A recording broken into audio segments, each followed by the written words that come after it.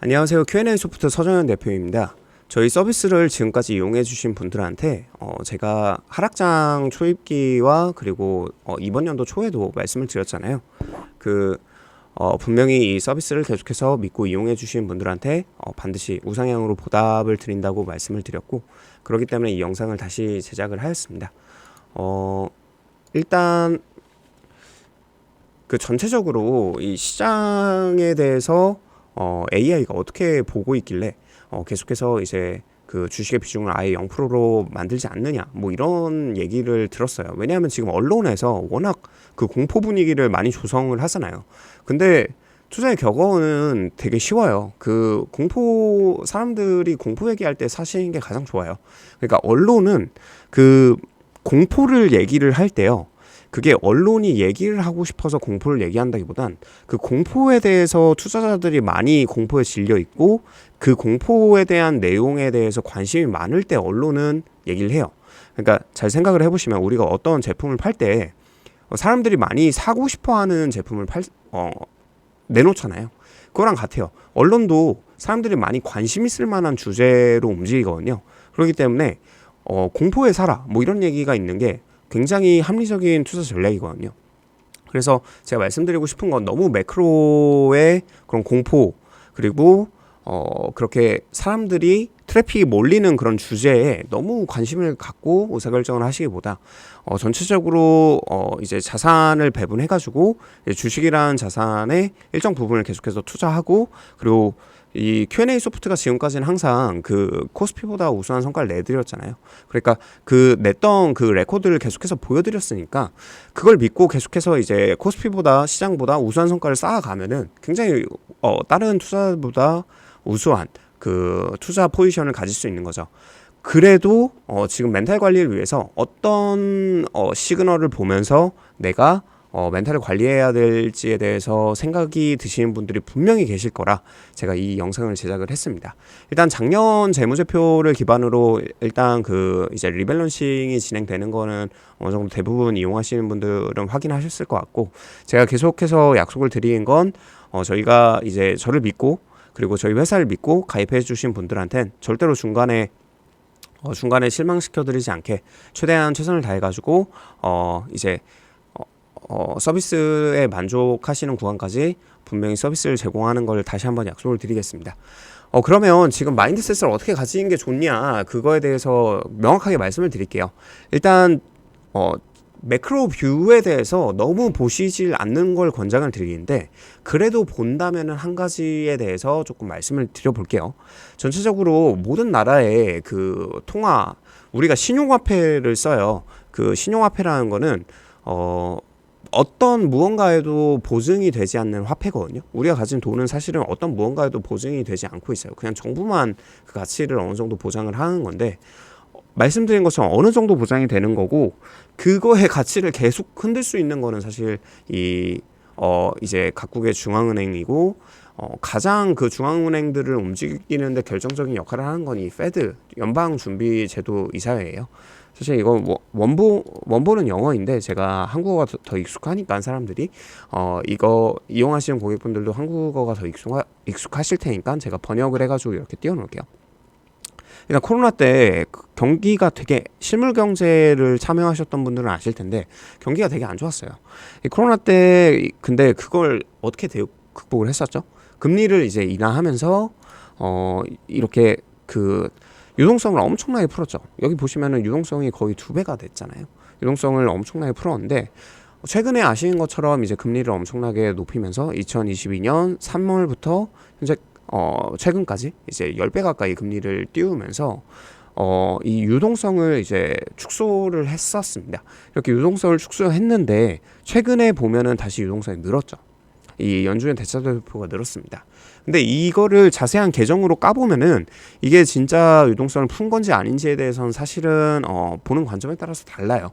근데 그럼에도 불구하고 일단 이렇게 늘어났다는 거는 연준이 어느 정도 이 유동성을 축소를 시킨 거에서 한계가 있다는 거를 보여주는 거거든요.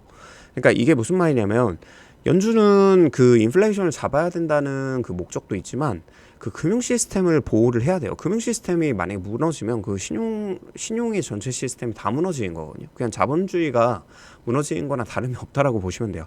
그럼 말도 안 되는 사건이 발생을 할 수가 없잖아요. 뭐 초대형 은행이 다 파산을 해버린다거나 초대형 증권사 다 파산해버리고 이러면은 뭐 이건 난리가 나는 거잖아요. 모든 사람들의 돈이 다 날아가는 거다 보니까. 그러니까 제가 말씀드리고 싶은 부분은 연준이 유동성을 축소를 하고 싶어 하고 그리고 인플레이션에 대응하고 싶어 하는 거는 무조건 팩트입니다.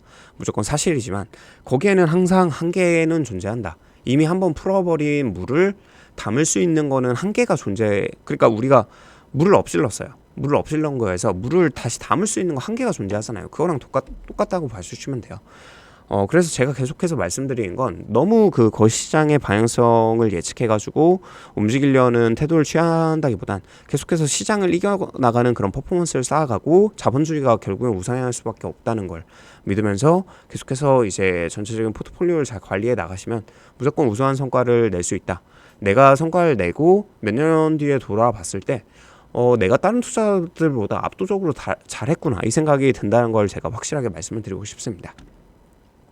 그러니까 너무 최근에 이 유동성을 계속해서 조이가지고 뭐 대공황을 일으키는 거는 한계가 있다 보니까 무조건 이제 전체적인 시스템을 이제 포트폴리오를 잘 가져가면은 이 연준이 할 수 있는 게 어느 정도 한계가 있다는 걸 알고 이제 투자를 계속해서 지속할 수 있다는 걸 말씀을 드리고 싶고요.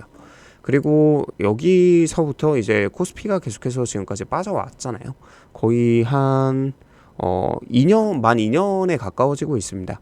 이렇게 많이 빠져왔는데 여기서부터 이제 나중에 다시 금리도 인하하고 하다 보면은 다시 우상향할 수밖에 없는 그런 구조가 되는데 어디가 바닥인지에 대해서 많은 사람들이 궁금해하는 게 사실이잖아요. 저도 바닥을 맞춰가지고 모든 재산을 몰빵하고 싶죠. 저라고 뭐 그런 욕심이 없겠습니까? 근데 이걸 통계적으로 한번 모델링을 해보시면 그럼 확률적으로 나오지 절대로 뭐 100%가 나오기는 쉽지 않습니다. 모든 거시지표를 다 때려 넣어도 여기가 100% 상승 지점입니다. 물론 엄청나게 시그널이 작게 나오는 것들은 그런 지표가 나오는 경우도 있어요. 근데 그게 미래의 성과까지 보장하느냐를 물어보신다면 절대로 그렇게 나오진 않는다는 거죠. 그래서 제가 늘 말씀을 드리는 건 전체적으로 이제 포트폴리오를 계속해서 밸런스 있게 가져가시면은 무조건 그 포트폴리오는 우상향할 수밖에 없다. 내 자산은 우상향할 수밖에 없다는 걸 계속해서 말씀을 드리는 거고, 두 번째 이제 무조건 가지셨으면 하는 뷰는 이 주식시장을 최고점과 이 최저점을 이제 쪼개세요. 쪼개시고 이 위쪽에서는 지금 이제 돈이 태워진 포트폴리오만 계속해서 가져가시고 배당이 들어가는 것도 재투자를 희망하시는 분들은 이제 계속해서 두시고, 소득이 있는 분들은 배당을 재투자하셔도 좋아요. 근데 별도의 소득이 없다. 나는 지금 뭐 사람마다 이제 상황이 다르잖아요. 별도의 소득이 없다. 그럼 배당금을 무조건 빼세요. 배당금 무조건 빼시고 전체적으로 그 포트폴리오 사이즈를 계속해서 줄여나가는 거죠. 근데 이렇게 시장이 공포에 질려 있을 때 그때 다시 현금을 가져와 가지고 포트폴리오 사이즈를 늘려나가는 거예요. 그렇게 하시면은 지금 사실 지금 장기간 서비스를 이용하신 분들, 여기 코로나 전부터 이용하신 분들도 있으니까 장기간 서비스를 이용하신 분들도 아시겠지만 포트폴리오의 시스템 자체도 지금 그렇게 서비스가 진행이 되고 있었어요. 그 현금 비중이 여기서 하락장에 늘어났다가 다시 이제 바닥점에 가까워질수록 이제 채권과 이제 주식의 비중이 다시 늘어나고, 뭐 공격형을 선택하신 분이 아니라면 무조건 그렇게 서비스가 진행이 되고 있었으니까 그렇게 계속해서 제가 말씀드린 것처럼 이제 사람들이 공포를 느낄 때와 여기서 탐욕을 느낄 때를 나누어서, 탐욕을 느낄 때는 오히려 배당이 들어오거나 아니면 지나치게 수익이 과열돼 있을 때 오히려 현금 비중을 늘려가시고 그걸 빼가시고 예금에 넣는다거나 그런 포지션을 취하시고요. 전체적으로 사람들이 공포에 질려 있을 때 현금을 더 채워 넣으면서 전체적으로 계속해서 포트폴리오를 우상향시키는데 훨씬 더 기여를 많이 하는 거죠. 그러면은 예를 들어서 나는 변동성을 잘 견디지 못하는 투자자인 것 같다, 너무 이거 조금만 변동성이 있어도 조금 괴롭다 싶으신 분들은 오히려 그렇게 멘탈 관리를 하시면은 훨씬 더 이렇게 안정적으로 포트폴리오가 운영이 될 거예요. 제가 늘 말씀을 드리지만 지금 이런 시대에 투자를 안 하는 건 정말 오히려 장기적인 관점으로 봤을 때는 정말 바보 같은 짓이거든요.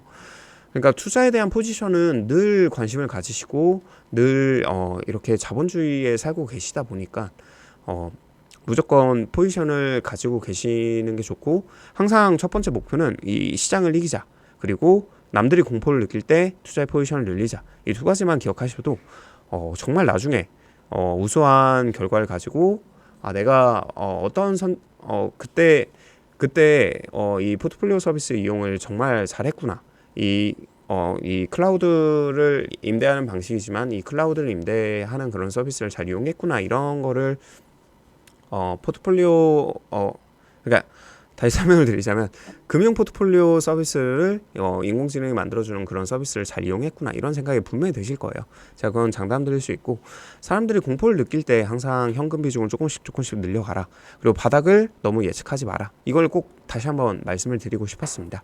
제가 이 채널, 지금 이걸 업로드하는 채널에서 계속해서 이제 어느 정도 그 서비스에 대해서 어떤 마인드셋으로 이용하시면 되는지, 그리고 계속해서 포트폴리오에 대한 그런 평가와, 그리고 전체적으로 내 투자 성향에 맞게 어떻게 진행을 하면 되는지에 대해서 제가 팁 같은 걸 계속해서 전달 드릴게요.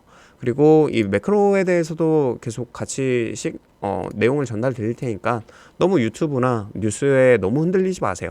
그거 계속 흔들려가지고 투자하면은 돈을 절대 못 법니다.